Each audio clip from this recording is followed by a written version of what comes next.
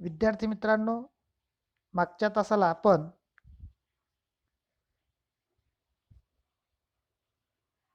कथेची वैशिष्ट्ये समजावून घेतली होती. या तासाला आपण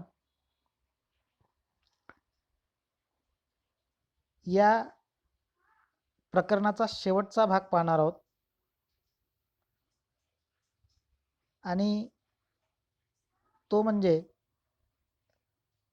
कथेचे सादरीकरण हे वैशिष्ट्य आपण या तासाला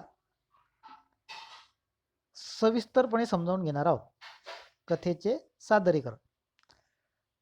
कथेचे सादरीकरण करता येते आणि ते त्याच्या कथेच्या श्रवणीयतेमुळे शक्य होते हे आपण मागच्या तासाला पाहिलं होतं, कथेचं 7वं वैशिष्ट्य म्हणून. या तासाला आपण सादरीकरण हे कथेचं कसं केलं जाते, सादरीकरण म्हणजे नेमकं काय हे या भागात पाहणार आहोत. कथेचे सादरीकरण ही एक कला आहे आणि योग्य प्रयत्नाने ही कला साध्य होऊ शकते. विद्यार्थी मित्रांनो, कथा ही काही सर्वच लोकांना सांगता येत नाही, कारण कथा सादर करणे, कथा सांगणे ही एक कला आहे आणि ती आत्मसात करण्यासाठी योग्य असे प्रयत्न करावे लागतात. विविध प्रकारच्या कथांचे मूकवाचन, प्रकट वाचन करण्याचा सराव, विविध कथा लेखिकांची जीवन लेखनशैली समजून घ्यायचा केलेला प्रयत्न, भाषेची जाण, शब्दोच्चार आणि सादरीकरण कौशल्ये यामुळेच कथा कथनाचे तंत्र अवगत होऊ शकते. आपल्याकडे विद्यार्थी मित्रांनो असे अनेक लोक आहेत की जे कथाकथनाचे उत्तम कार्यक्रम घेतात आणि हे कार्यक्रम फुकट घेत नाहीत. त्यांच्या या कार्यक्रमाला पैसे मोजून जावं लागतं. म्हणजे याचा अर्थ की कथा सांगणे, कथाचं सादरीकरण करणे ही एक कला आहे आणि ती प्रयत्न केल्याने साध्य होऊ शकते. आणि त्यासाठी तुम्हाला काय काय केलं पाहिजे, तर कथेचं मूक वाचन तुम्हाला करता आलं पाहिजे, त्याचप्रमाणे कथेचं प्रकट वाचन करता आलं पाहिजे. कथा कशा विविध प्रकारच्या असतात. एखाद्या विशिष्ट लेखकाची किंवा लेखकीची कथा कशी विशिष्ट स्वरूपाची असते, त्याची लेखनशैली कशी असते हे समजून घेण्याचा तुम्ही प्रयत्न केला पाहिजे. ती कथा ज्या भाषेतली आहे त्या भाषेची जाण, त्या भाषेचं उत्तम ज्ञान असलं पाहिजे. शब्दोच्चार, शब्दांचे नीट उच्चार करता आले पाहिजेत आणि सादरीकरण, कथा कशी सांगायची, कशी मांडायची ही कौशल्ये तुम्हाला अवगत करून घेता येतात. तेव्हा कुठे तुम्ही कथेचं सादरीकरण चांगल्या प्रकारे करू शकाल. पहा पुढे लिहिलेलं आहे, अलीकडच्या काळात कथाकथन क्षेत्रात अनेक व्यावसायिक संधी उपलब्ध आहेत. विद्यार्थी मित्रांनो, कथा सांगणे हा आता एक चांगला उत्तम असा व्यवसाय आहे. या माध्यमातून पैसा सुद्धा कमवता येतो. कथा अभिवाचनाचे कार्यक्रम विविध निमित्ताने रंगमंचावरून सादर केले जात आहेत. आकाशवाणी, दूरदर्शन या लोकप्रिय माध्यमातून सादर केले जाणारे कथाकथन अधिकाधिक लोकांना आकर्षित करत आहेत. या पार्श्वभूमीवर कथा सादरीकरण हा पैलू लक्षणीय ठरतो. अलीकडच्या काळामध्ये कथाकथन ही एक व्यावसायिक संधी आहे. विद्यार्थी मित्रांनो, हे तुम्ही लक्षात घ्या. अनेक प्रकारच्या व्यासपीठांवरून, आकाशवाणी असेल, दूरदर्शन असेल, यामधून कथाकथनाचे कार्यक्रम केले जातात, सादर केली जाते. आणि म्हणून ती एक व्यावसायिक संधी आहे हे आपण लक्षात घेतलं पाहिजे. आता अभिवाचन काय आहे? अभिवाचनामुळे कथा श्रोत्यांपर्यंत पोचण्यास मदत होते. कथेचे अभिवाचन एकाच वेळी जर अनेकांकडून केले गेले तर आवाजाचा एकसुरीपणा टळतो. संवादातील चढउतार, चटपटीतपणा, शब्दफेक यातील विविधतेचा आनंद श्रोत्यांना मिळतो. कथेतील घटना, प्रसंग, व्यक्तिरेखा यांचे आकलन होण्यास मदत होते.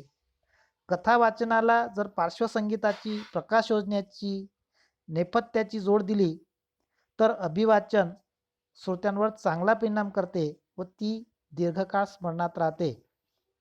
अलीकडच्या काळामध्ये विद्यार्थी मित्रांनो, अभिवाचन कसं व्हायचं? एकच व्यक्ती त्याच्या तालासुरामध्ये कथा अनेक लोकांना सांगायचा. कथेचं अभिवाचनाचं हे स्वरूप आज राहिलेलं नाही. आज कथेचं अभिवाचन एका व्यक्तीकडून न करता एकापेक्षा जास्त व्यक्तींकडून केलं जातं. म्हणजे एकच कथा सांगतात परंतु 2 किंवा 3 लोक सांगू शकतात. त्यामुळे आवाजाचा एकसुरीपणा टळतो, संवादातील चढउतार अनुभवता येतात आणि श्रोत्यांना त्यापासून जास्त आनंद मिळतो. शिवाय ही कथा सांगत असतानाच प्रसंगानुरूप जर मागे पार्श्वसंगीताची योजना असेल, म्हणजे संगीत असेल, तर हे कथेचे अभिवाचन परिणामकारक होते. प्रकाश योजना असेल तर आणखीनच ते परिणामकारक होते आणि दीर्घकाळ स्मरणात राहते. कथाकथन सादरीकरणाचाच एक भाग आहे कथाकथन. कथाकथन करणाऱ्या व्यक्तीला भाषेच्या ज्ञानाबरोबरच वाचिक अभिनयाची जोड द्यावी लागते. त्यामुळे कथाकथन उठावदार होते. कथाकथन म्हणजे कथा सांगणे. कथा एक शब्द आणि कथन म्हणजे सांगणे. कथाकथन करणाऱ्याला शब्दाच्या माध्यमातून पात्रांना जिवंत करायचे असते आणि म्हणून त्याला भाषेचं ज्ञान असलं पाहिजे. वाचिक अभिनयाची त्याला जोड द्यावी लागेल, म्हणजे त्या माध्यमातून तो पात्रांना जिवंत करू शकतो. कथाकथन करणाऱ्या व्यक्तीला कथा सादर करायची असल्याने कोणताही लिखित मजकूर हातात नसतो. श्रोत्यांशी संवाद साधत त्यांचा प्रतिसाद घेत लेखकाच्या मूळ संहितेला धक्का न लावता पण परिणामकारकरित्या ती श्रोतांपर्यंत पोहोचवायची असते. कथाकथन करत असताना विद्यार्थी मित्रांनो, आपण ज्यांना कथा सांगतो आहोत त्यांचा फीडबॅक म्हणजे त्यांचा प्रतिसाद सुद्धा घेणे अत्यंत महत्त्वाचे असते. विशेष म्हणजे कथन हे काही कथा वाचून देण्याचा कार्यक्रम नसतो. म्हणजे एक लिखित कागद त्या कथा सांगणाऱ्याकडे असतो असं काही नसतं. अशी गोष्ट नसते. कथाकथन अशा स्वरूपाचं नसतं. पुढे पहा, कथेची निवड करणे फार महत्त्वाचे व तितकेच जबाबदारीचे काम असते. कथा सादरीकरणाचा कालावधी व श्रोत्यांचा अवधान काळ याचे भान सादरीकरणात ठेवावे लागते. खूप लांबच लांब कथा जर तुम्ही कथाकथनासाठी निवडल्या विद्यार्थी मित्रांनो, तर तितका काळपर्यंत कथा ऐकण्याची श्रोत्यांची मानसिकता नसते आणि म्हणून एका विशिष्ट वेळेतच तुमची कथा संपली पाहिजे.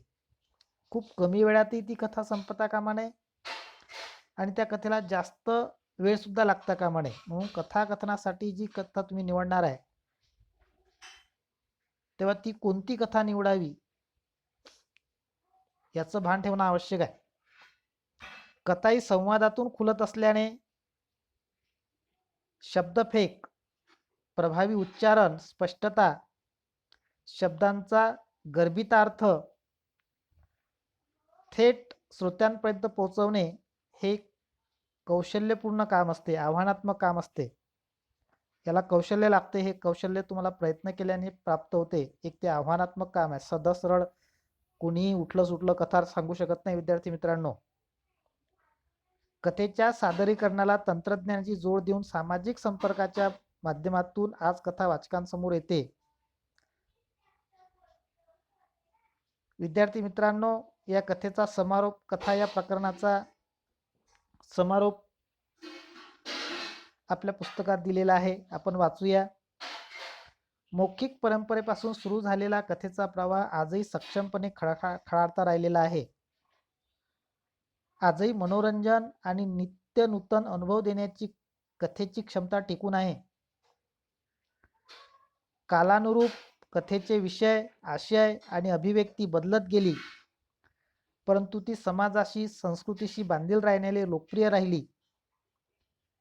वाचकांना कथा वाचनाचा आनंद साप्ताहिके, मासिके, दिवाळी अंकापासून ते सामाजिक संपर्काची माध्यमे या सर्व माध्यमातून मिळतो. भाषा सौंदर्य, आशय सौंदर्य, अभिव्यक्ती विशेष, सादरीकरण, मनोरंजन व बोध या विशेषांमुळे कथा आजही लोकप्रिय आहे. विद्यार्थी मित्रांनो, कथा हा जो साहित्य प्रकार आहे हा आजही आपल्या समाजामध्ये लोकप्रिय आहे, कारण तो आनंद देणारा आहे, मनोरंजन करणारा आहे. विशेषतः नित्य नूतन अनुभव देण्याची आपले शब्द किती छान आलेले आहे इथं. नित्य नूतन अनुभव म्हणजे नेहमी नवा अनुभव देण्याची क्षमता कथेमध्ये असते. कालानुरूप हा एक शब्द आला विद्यार्थी मित्रांनो. कालानुरूप म्हणजे काळानुसार कथेचे विषय बदलले आहेत. अगोदरच्या काळामध्ये ज्या कथा सांगितल्या जायच्या त्या देवदेवतांच्याच असायच्या. मग नंतर चमत्कारिक कथांचं काळ आला आणि नंतर मानवी जीवनाच्या कथा सुद्धा सांगायला सुरुवात झाली, लिहायला सुरुवात झाली. म्हणून कालानुरूप कथेचे विषय आणि अभिव्यक्ती बदलत गेली. आणि कथा वाचनाचा आनंद आपण आजही अनेक प्रकारच्या साप्ताहिकांमधून, मासिकांमधून, दिवाळी अंकामधून घेत असतो. सामाजिक संपर्काची अनेक माध्यमे, जसं तुमचं व्हॉट्सॲप, फेसबुक, ट्विटर वगैरे जे काही ही सामाजिक संपर्काची माध्यमे आहेत, या माध्यमांमधून सुद्धा काही माध्यमं स्वतंत्रपणे यासाठी निर्माण झालेली आहेत आणि त्या माध्यमातून सुद्धा तुम्ही कथा ऐकू शकता. तर असा हा कथा प्रकार आजही आपल्या समाजामध्ये लोकप्रिय आहे. विद्यार्थी मित्रांनो, इथे आपलं हे प्रकरण संपतं आणि पुढच्या तासाला आपण एका वेगळ्या प्रकरणाला, धड्याला, पाठाला सुरुवात करणार आहोत. भेटूया पुढच्या व्हिडिओमध्ये आणि पुढच्या तासाला.